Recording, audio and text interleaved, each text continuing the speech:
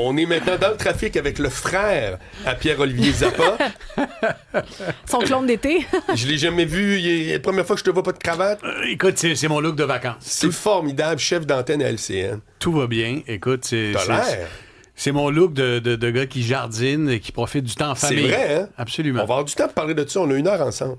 Ben, j'ai bien envie d'en profiter, mon cher Ben Marc. oui, mais super. Je suis très content que tu sois là, honnêtement. C'est Parce que réciproque. faut que les gens sachent qu'on se voyait à peu près tous les jours. Oui. Parce que tu avais la chronique avant la mienne avec Richard Martineau qui revient le 24 août. Oui. Et puis voilà, donc on était tout le temps dans le salon ensemble. Absolument. En train de prendre des nouvelles l'un de l'autre et tout. Et tu me manques, Marc. Je trouve ça touchant. Non, mais c'est vrai. Tu sais, quand tu croises quelqu'un tous les jours de la semaine... Que tu sais, en plus, t'es pas collé avec. 5 minutes après, il est parti. Ah ouais, puis hey, ça va, qu'est-ce que tu fais? Voilà. Ton choix a bien été. Oui. Et voilà. Ben, je suis content de prendre des nouvelles de toi aujourd'hui. Alors, un chef d'antenne, là, sérieux, c'est le fun. C'est la première fois de ma vie que je vais pouvoir poser cette question-là. Ça s'intéresse à quoi dans l'actualité quand il est en vacances? Ah, ça s'intéresse à tout. Pour vrai. Je suis écoute, tout comme d'habitude. Je présume que chaque chef d'antenne a sa consommation propre d'actualité pendant ses vacances, mais pour ma part, mon réflexe demeure le même. Avant même de me lever de mon lit, ma revue de presse est faite. Ah, pour vrai? Alors, donc, dès... Sur ton iPad? Alors, sur mon téléphone. Sur ton Alors, téléphone? j'ai un téléphone avec un gros écran. OK. Et là, je lis en série le Journal de Montréal, La Presse, Le Devoir, le National Post, le Globe and Mail. Donc, je consomme tous mes médias canadiens d'abord. Ensuite, les médias spécialisés en économie, les médias américains. Comme lesquels?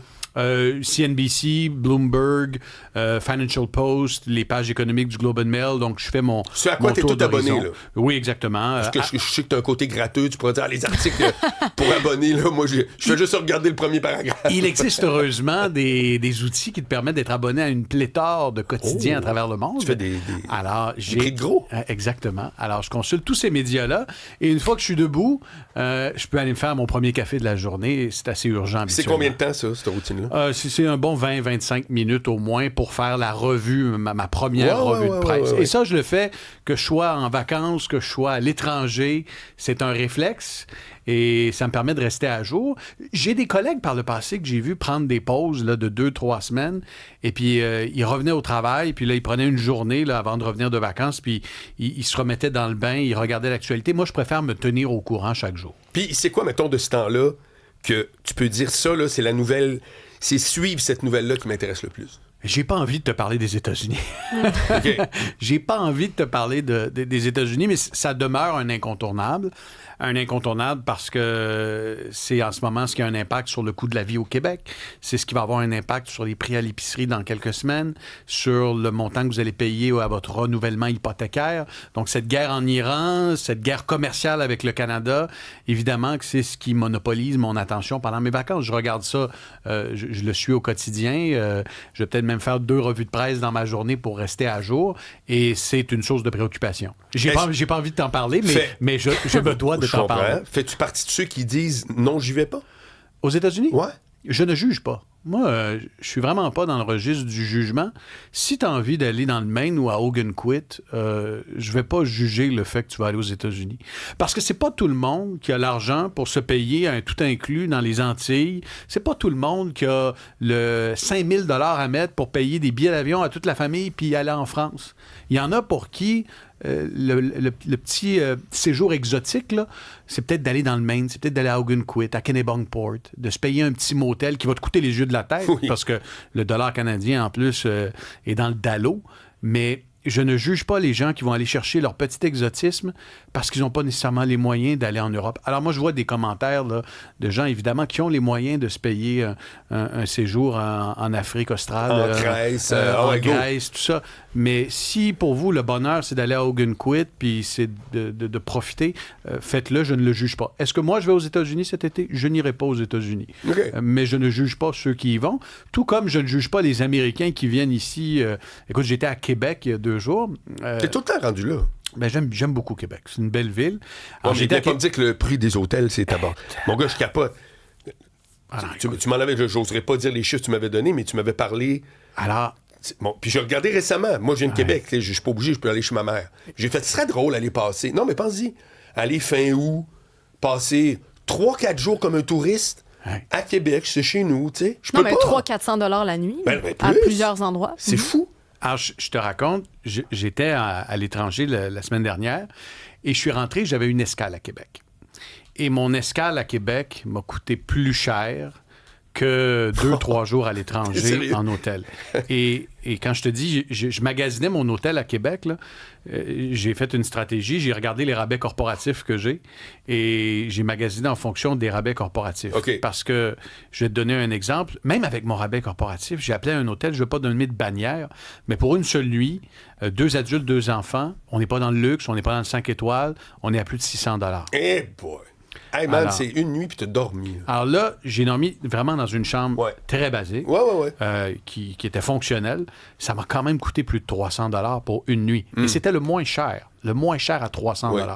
Alors oui, c'est pas donné la capitale nationale, mais j'ai rencontré beaucoup d'Américains qui venaient dépenser leur dollar parce que leur dollar est assez fort. Hein. Le Québec est en rabais pour les Américains. Oui, clair. Alors j'ai envie de dire, au-delà de la guerre commerciale, tant mieux. Je vais te conter de quoi. C'est drôle, je viens de me souvenir de ça. Là, je sais pas si les chiffres sont exacts, mais tu vas comprendre exactement ce que je veux dire. Il y a peut-être 15 ans de ça, je suis au Labbé Centre-Ville, qui est maintenant fermé. C'est tellement drôle. Puis c'était comme ça, là. C'était une affaire de... Le dollar américain valait 1,50 ici, facile. Et je me souviens que le gars, il était en avant de moi dans le fil, il était en train de payer. Puis il venait de s'acheter un polo, qui était peut-être un Ralph Lauren, mettons, qui coûtait, mettons, 40$. Mais il a payé avec un 100$. Ça fait qu'à la fin, quand il est sorti avec son polo, puis avec 125$. Parce que ça vaut tellement plus. Exact. Ben oui. Ça fait que moi, j'ai comme vu ça, je capotais. Lui, je pense qu'il n'a pas computé ça, là, tu sais. Mais je vais surveiller ça toute ma vie. Le gars, il a eu un cadeau, puis avec son 100$, il a eu 125 Canadiens. Excuse-moi, je trouve ça tellement drôle. Et on est un peu dans le même cas de figure avec le dollar américain en ce moment. Pour ceux qui ont les moyens d'aller en Europe, dans la zone euro, là, les Québécois, là, vous allez avoir une méchante surprise en revenant de vacances en regardant. C'est 1,6. En regardant votre. C'est dans ces eaux-là. Oui, c'est 1,6. Puis 1,7. Si tu vas retirer dans un guichet en Europe, souvent ils te prennent un 6 % de plus. Puis ton institution financière au Québec se prend aussi un frais de conversion. Écoute. Fait que t'es à 1,70 $. Le pire du pire, pour l'avoir vécu, c'est de retirer de l'argent dans un guichet étranger avec ta carte de crédit. Ah, là, mon gars, c'est la sandwich. C'est le rein. Le rein. C'est un rein. Non, mais la stratégie que tu dois faire quand tu es à l'étranger, tu as ta carte de guichet et tu dois vérifier, par exemple, si vous êtes chez Desjardins, il y a un partenariat avec Crédit Mutuel en France. Oui. Vous allez dans des guichets où il y a le Interac Plus et là, les frais de conversion sont moindres. Mais si vous le faites avec votre carte de crédit, t'es mort. Oui, effectivement. Hey, faites pas ça. Pierre-Olivier Zappa, t'avais quel âge quand t'as commencé à t'intéresser à l'actualité? Je pense que j'avais... Je me souviens d'Éric Duhem qui ici disait qu'il y avait 10 ans puis il lisait la presse. Puis... T'avais quel âge? Je pense que j'avais 5-6 ans. Pour vrai? Très honnêtement, mon père était caméraman de télévision pour un réseau anglophone, CFCF. Ouais, ben oui. Qui était où le TQS? Oui, exactement. Sur Ogilvie. Oui, sur Ogilvie à Montréal. Ouais, c'est là que j'ai grandi. Je te dis, j'ai grandi. Tu viens de la petite Italie, toi? Non, mais moi, je viens de Rosemont. Je suis un gars de Rosemont, mais j'ai grandi dans la salle des nouvelles de CFCF, CTV, parce que le plus beau cadeau que pouvait me faire mon père quand j'étais jeune, c'est de dire « Viens au travail avec moi ». Là, il m'assoyait dans la salle des nouvelles. Et j'étais spectateur attentif. Tabarouette, t'as été injecté déjà à 5 ans. Absolument. Ben, tu sais, je dis 5 ans, c'était peut-être 6 ans, 7 ans. Mais très jeune, là, si j'accompagnais mon père sur un tournage, c'est quelque chose qui me passionnait. Là. Je regardais l'effervescence, les journalistes, les caméras. Je savais déjà à 5-6 ans là, que je voulais faire ça dans la vie. Wow.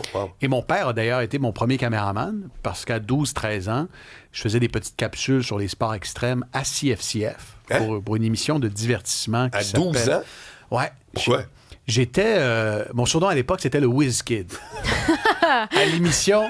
Et vous pouvez sortir des archives. C'était à l'émission Entertainment Spotlight. OK. Qui était un genre d'Entertainment Tonight. Oui, exactement. Ouais.